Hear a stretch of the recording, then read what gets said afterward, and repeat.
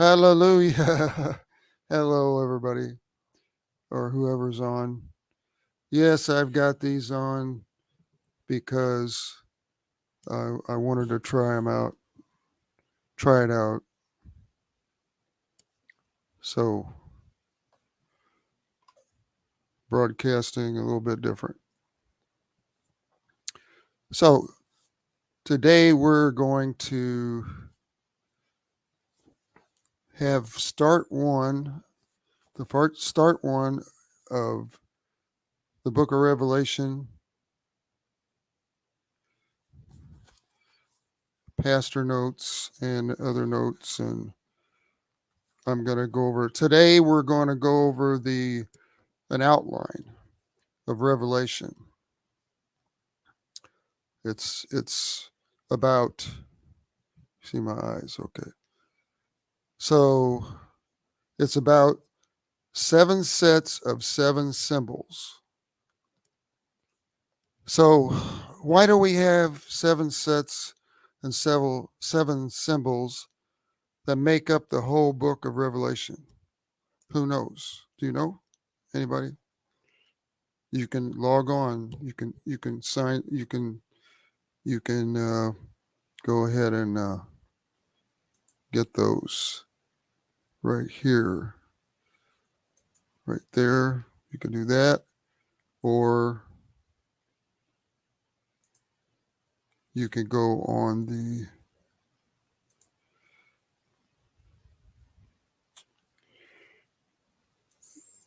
well, anyway, we're going to get started with this. So 7 sets of 7 symbols. So first of all, there's 7 letters to 7 churches. And so this you find in Revelation 1 through 3.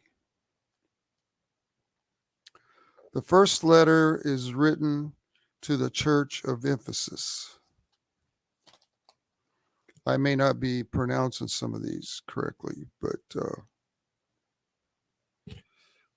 that's the first one. Second one is written to the church of Smyrna. The third letter written is church of Pergamos. The fourth letter was written to the church of Thyatira. The fifth letter was written to the church of Sardis. The sixth letter is written to the church of Laodicea. I can't pronounce those right. So those are the 7 churches. So we're going to go over the letters that were written as a prophetic calendar to mark the years of the Gentile church. Number 1, we'll start with church number 1, Ephesus, represented the days of the early church. Smyrna, Smyrna, represented the era of persecution that followed the death of the apostles. The third church, Pergamos, representing a marriage, the marriage of the church of the state. Oh, wow. Wrong way. Wrong way. Oh, this way. Up there, HFM, that stands for Have Faith Ministries. Okay. Founded in 1999 by me. So let's go over these calendars, those prophetic calendars to mark the years of the Gentile church.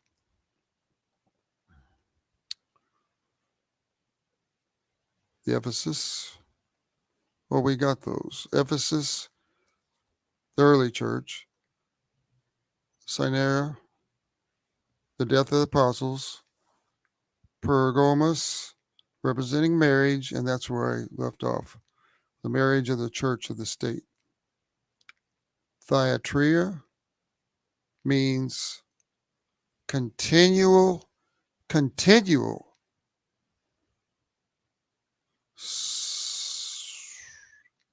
sacrifice.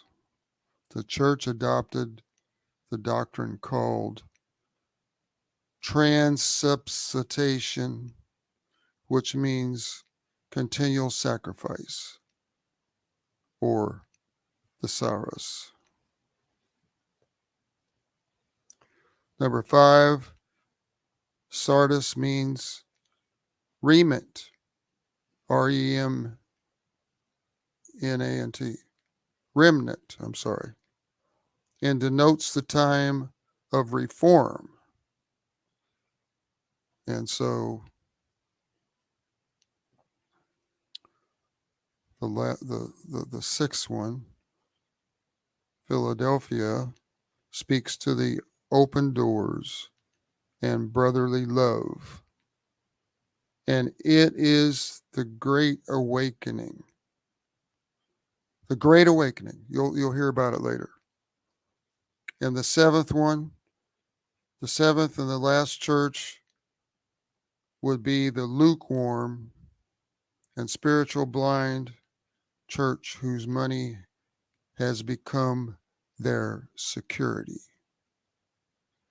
This is a church of Laodicea. Last Sunday, we learned about Laodicea, however you pronounce it. I get it wrong all the time.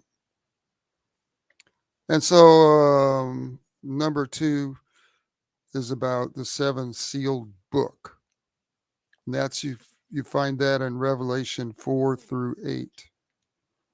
So the scroll is rolled up into and sealed 7 times. Each time he opens the seal, there is a new judgment. So the first seal shows the man riding the white horse. He is the Antichrist. We thought God would, or Jesus would be coming down on a white horse, and he will, but when you get in Revelation, you'll learn a lot and learn more. Okay.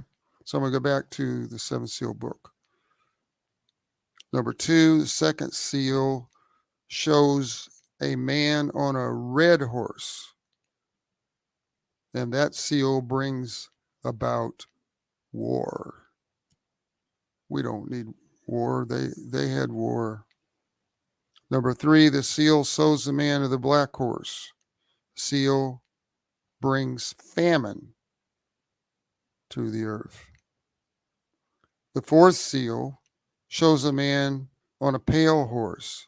This seal brings upon death. Yes, I said death. Whew. No guns. The 5th seal shows a time when those who do believe will be martyred. The 6th seal brings on the time of the natural disasters, stars following.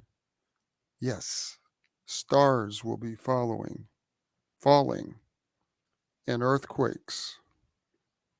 And then the 7th seal, which we hear about more, is opened there in silence in heaven. All is quiet because The great tribulation is about to begin. Now I'm going to stop here for a second for y'all. Uh, the the teaching and learning about Revelation is why we're here today. We're all here today to learn about Revelation. So if you're not interested in Revelation and you're online, you can just drop out. Or you could just watch me because I've never had this on before. I use it over back there at the podcast. I get my wrong finger. There, over there, right there. So that's what I'm saying. So I decided to do that today. And so I needed to make that decision and make that very clear that this is not joke. This is the future. My late wife, she was studying this revelation in the Bible, my Bible, and I recently, well, not a while back, when I got in to see something up in Revelation, I saw pencil writing in my Bible, and I'm glad she did. She made a lot of points. She made a lot of notes, and it really helped.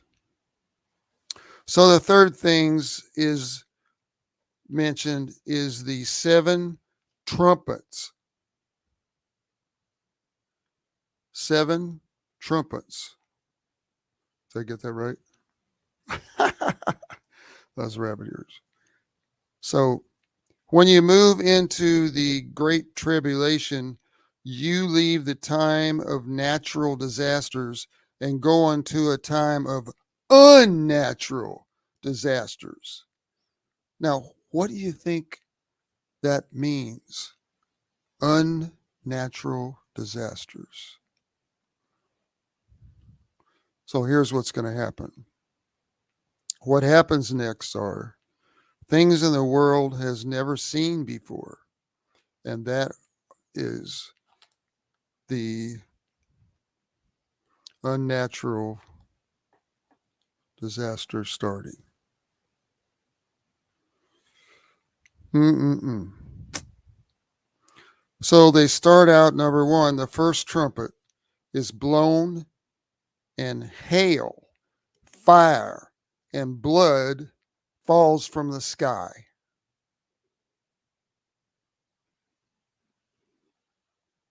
Did you get that? Number one was a trumpet that blown, and hail, fire, falls blood falls from the sky. The second brings the meteorites, not the people.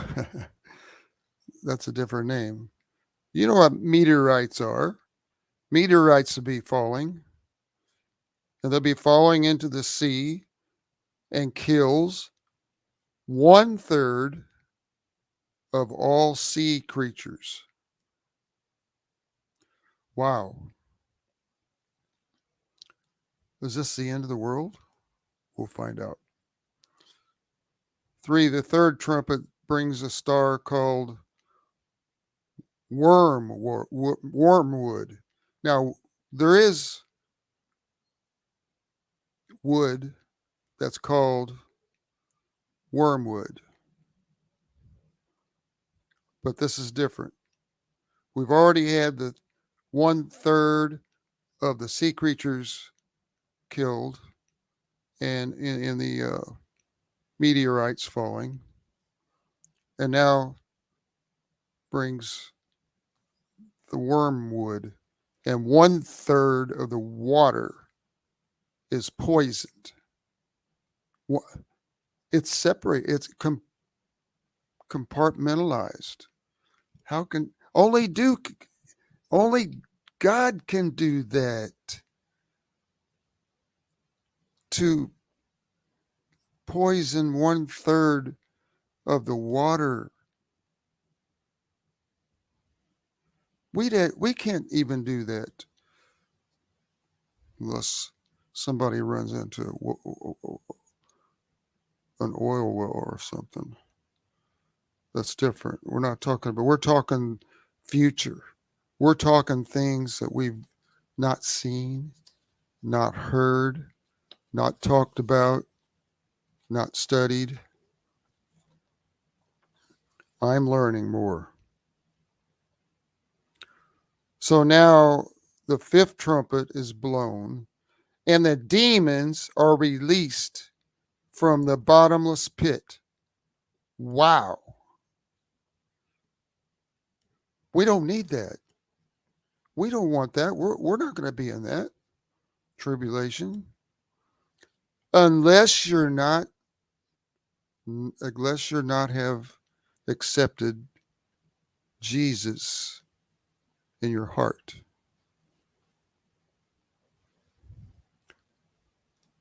You'll not have that happen to you.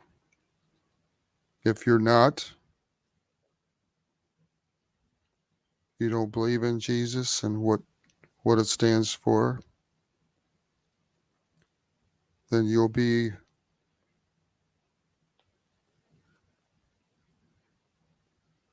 looking in the eyes of the demons.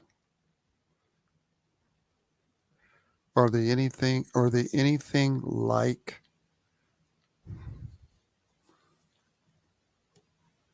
zombies? I don't think so. The sixth trumpet is blown, and there is another demonic invasion. This time, it's a demon army of 200 million. That's right, 200 million. Can you imagine that?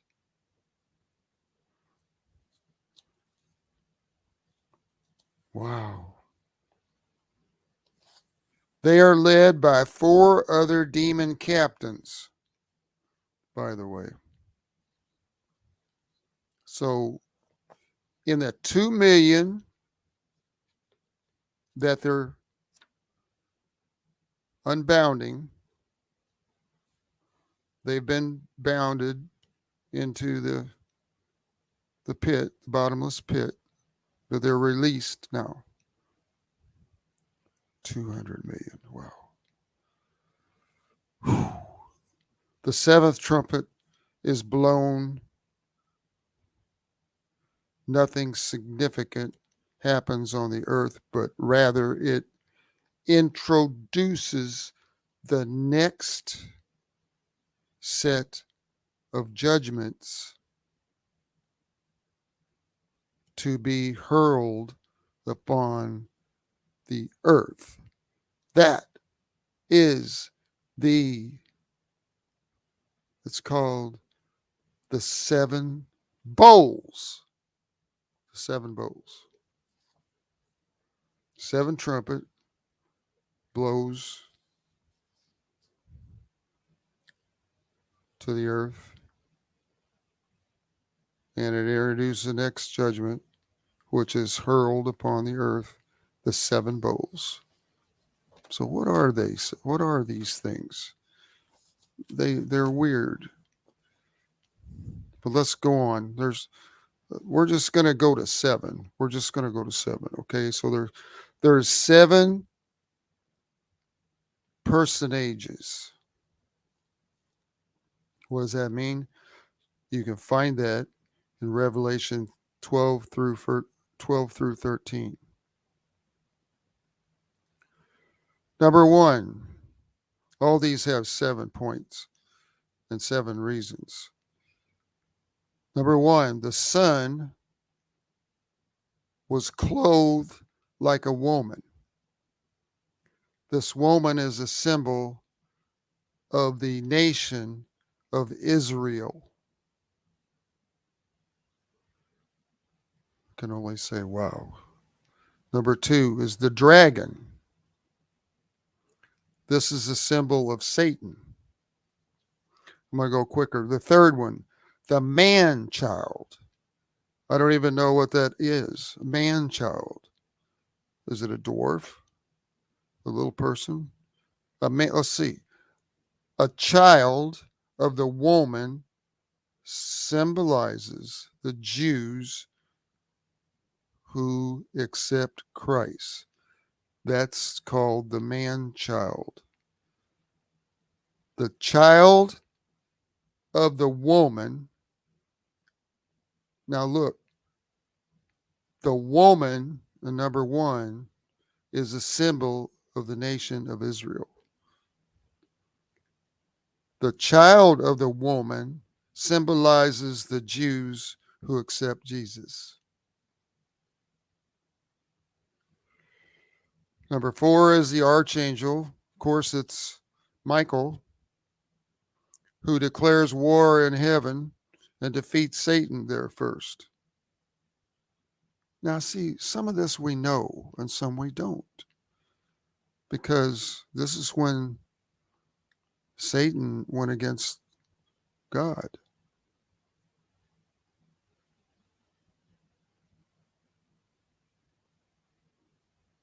He declares war in heaven and defeats Satan there first, all by himself.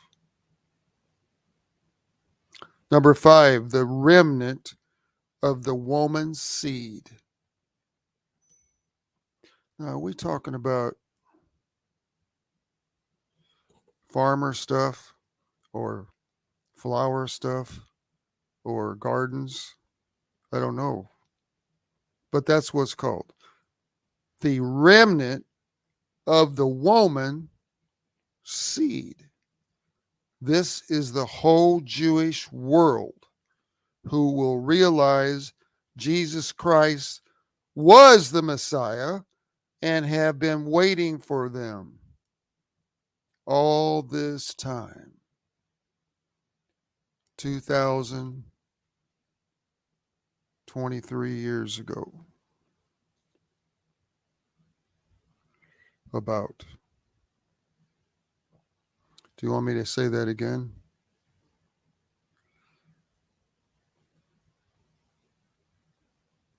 The remnant of the woman's seed. This is the whole Jewish world. Not just Israel, the whole world that the Jewish live. And they will finally realize Jesus Christ was the Messiah and have been waiting for. They've been waiting for the Messiah. They didn't believe that Jesus Christ was the Messiah. But we do have a lot that do.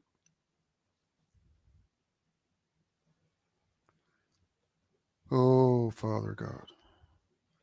Number 6, the beast out of the sea. This is the Antichrist who comes out of the sea. The sea has been 1/3 of the sea people, the sea, not people, were killed, and another third was poisoned. So this fella, this beast out of the sea. Do we know if it's a beast like an animal?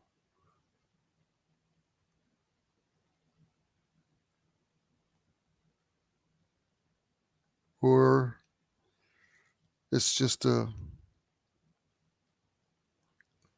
it's a big name. It's a big name. And so the Antichrist. He is known as the false prophet. He's known as the false prophet, and he is. And he will run from the 7 hills of Rome. He will rule from the 7 hills. I'm sorry. He will rule, Rule, from the 7 hills of Rome. That's Revelation 17. Now we're getting to the 7 bowls, number 5. A. The 7 bowls, and here's explanation. These are similar to the 10 plagues of Egypt, if you've ever known about the 10 plagues of Egypt. So the first bowl is poured out and causes men to be inflicted with boils all over their body. All over, every place on their body. Whew. Number 2. The second bowl is poured out, and the rest of the sea is turned to blood. So that's 3/3. We had 1/3 when the stars flew in the ocean and killed. The poison, 1/3. And here's the last one. Turn the rest of the sea into blood, real blood. Yeah, God put blood in our bodies. He can put them wherever he wants.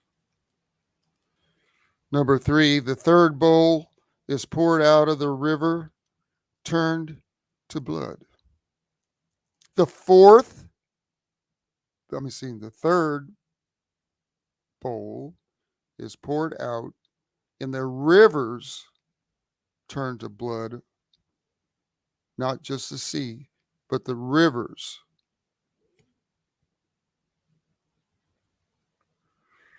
Does that mean every river?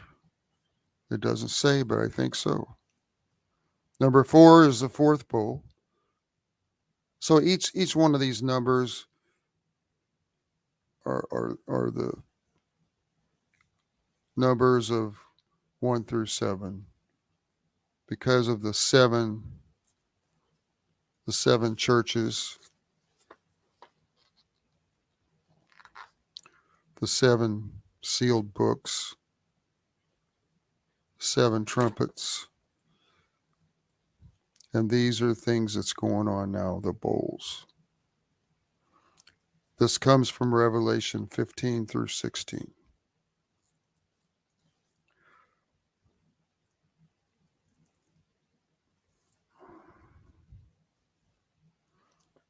I'm sorry, we got that one. We're on number 4, the fourth bowl. It poured out burning heat like an oven in the land. In the land? No. Yeah, in the land. It poured out burning heat like an oven in the land. It's hard to discern what it exactly is. Number 5, the fifth bowl is poured out darkness in the whole land. So I believe the whole land's the whole world. I'm just speculating, but I believe that's what it is.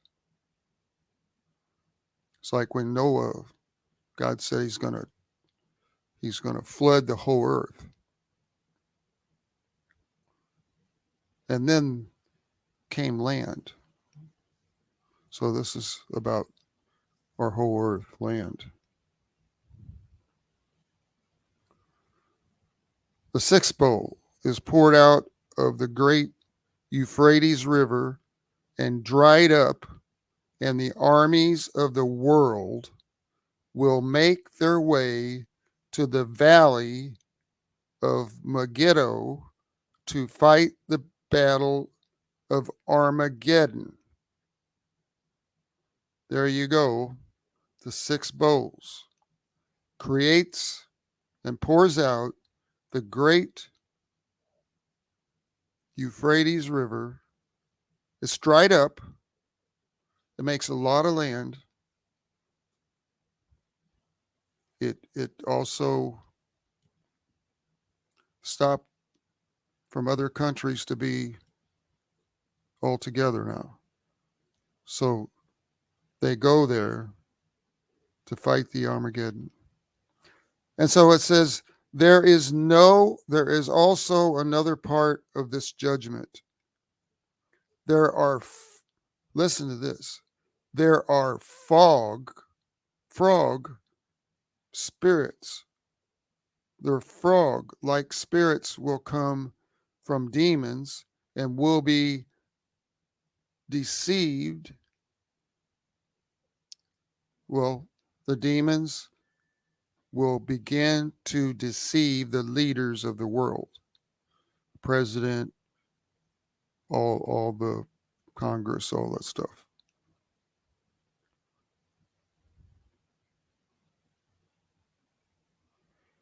The seventh bowl is poured out.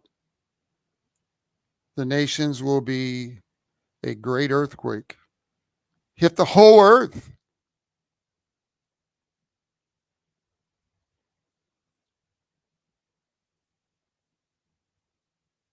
Hit the whole earth. And then following that, it says the whole earth.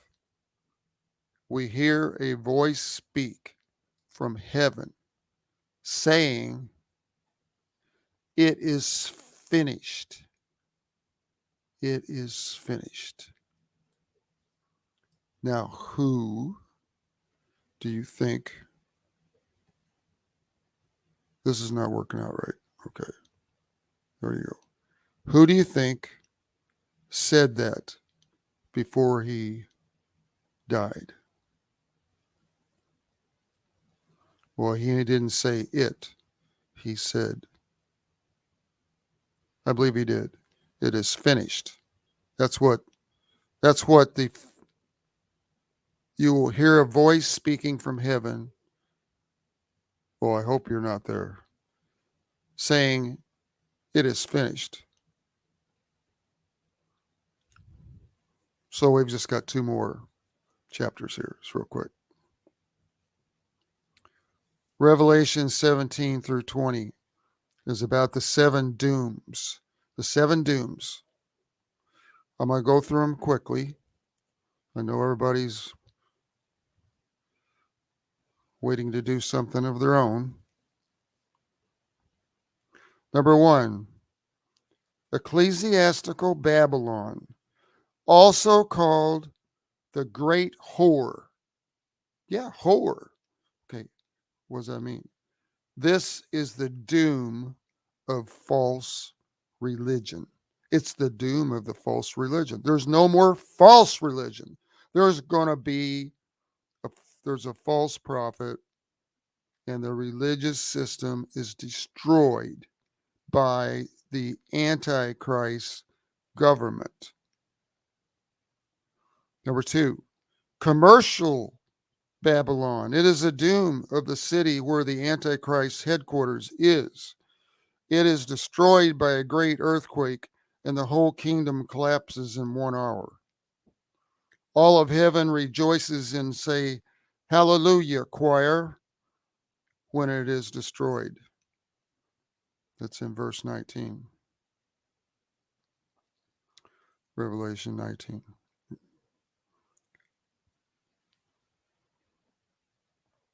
Number three, the white horse rider comes to the battle of Armageddon and brings destruction to the armies of the world.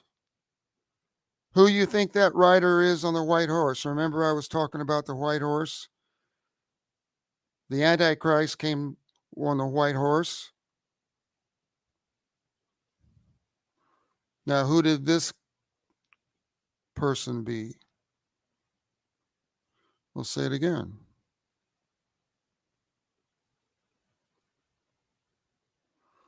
The white horse rider comes to the battle of Armageddon and brings destruction to the armies, kills the armies, all of them, everybody.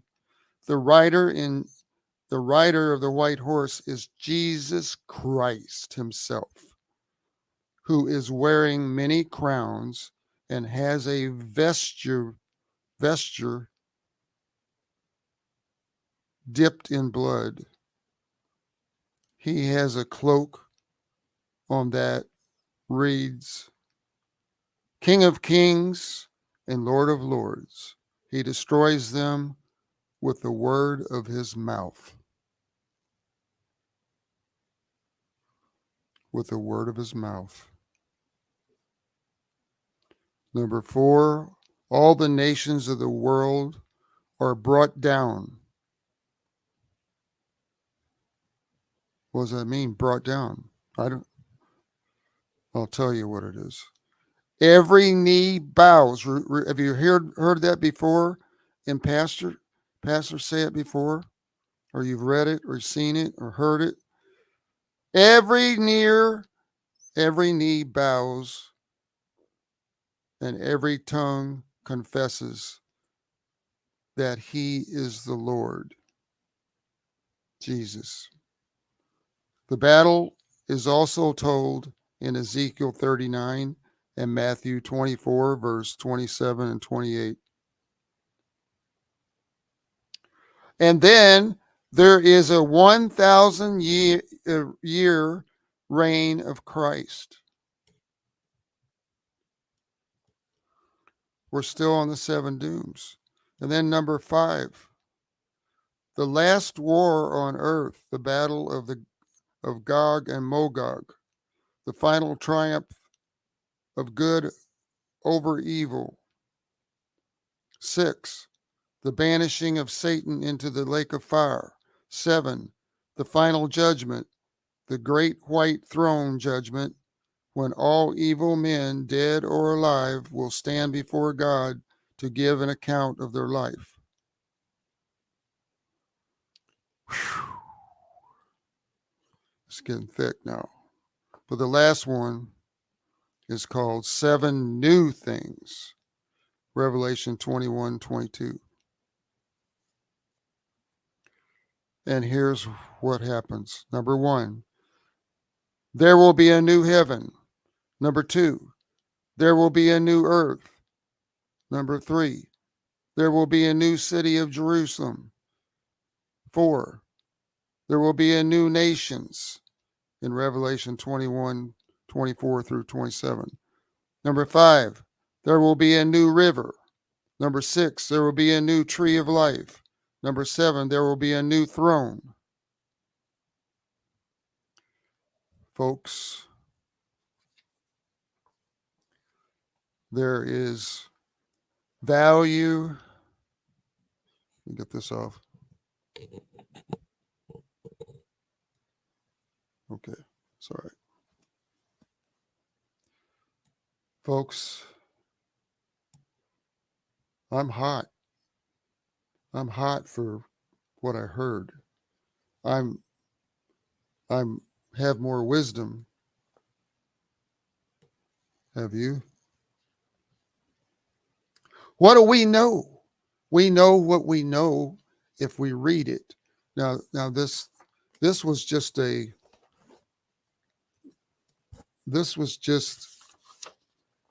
an outline of the 7 sets and 7 symbols. And it's, like I said, the 7 sets and 7 symbols make up the whole book of Revelation. The pattern began in Genesis 2:2. And then 2 Peter 3:8. But beloved, do not forget this one thing, that with the Lord 1 day is as 1,000 years, and 1,000 years as 1 day. I've heard that before. The value of studying Revelation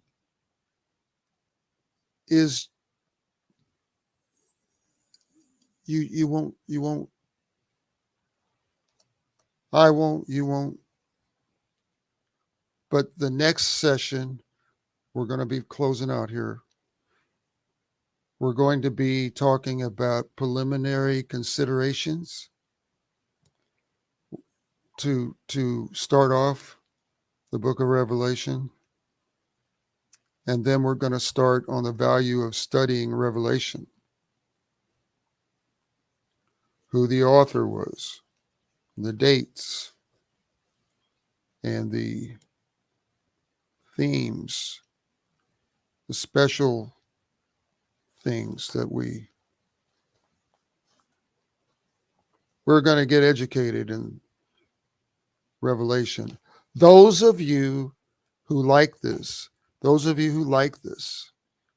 learning this, I sure am. And so I'm going to make it a point to try to do one chapter every 2 or 3 days, but it won't be on a Saturday and it won't be on a Sunday. So through the week. So I've got 5 days. So I hope you enjoyed this. I hope I may not use this next time, but I like hearing it because otherwise I'm hearing myself. So, I mean, I can take this off and you can still hear me, but I can't hear you. I mean, I can't hear you, but I can't hear myself either. I think that's wrong, but that's okay. I'm not going to edit it. I am who I am. I'm a servant of God. I've been serving him more and more and more starting in 1999. And between then and now, we have had a start. We've had a ministry start, begin, and immediately had a church for 4 years. 1 year in the basement of our house. My late wife, and then 3 more years in the main drag, the in Redbud, Illinois, and the places there used to be where we moved in. Used to be a child care center, so it was wide open, and so we got to fix it like it was. We didn't pay a dime for the pews. Were donated from Ava, Illinois. They were over 100 years old. Yeah. And then this is the end. This is going to be the end when I tell this story here. And then the pulpit was made out of one of our cabinets that goes on the wall, and it has a door that opens. Like everybody, it's one of the tall ones. And so I took off the door, and I got some Velcro and put it on the other side. So the shelves were what I was behind, so I could put things under there, a glass of water, various other things. On the top, I just had a simple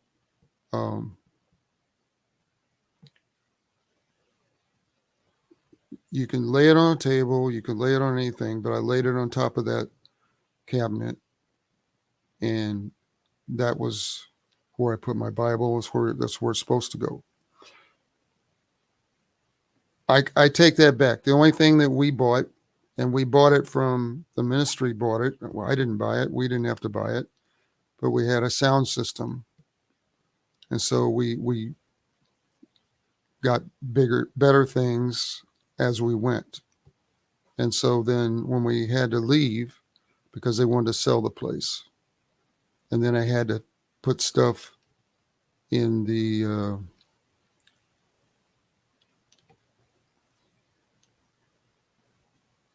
put them away in the storage lockers or the storage places.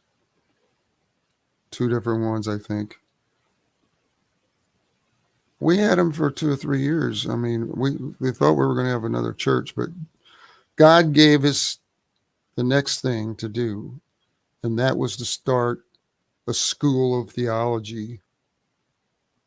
And now it's a school of theology and seminary. It's called, as right up in the corner, up on the right corner, is starts with HFM, starts stands for Have Faith Ministry. We didn't put the I on it for incorporated because it's irrelevant for being some things we do like this, like we call it hfmschool.org, and you can still find it there. We have other URLs, but that's the one we started out. And then we opened a counseling center in 2007. After I started going back to school again for my Ph.D., so I could be more aware of everything that I needed to do. But Jesus gave me everything I needed to do. So thank you for coming. Thank you for being on whatever your Facebook, YouTube, wherever you've been or watching.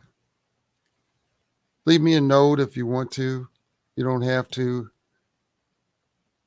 And so I just want to thank you very much, and God bless you. And we'll see you next time.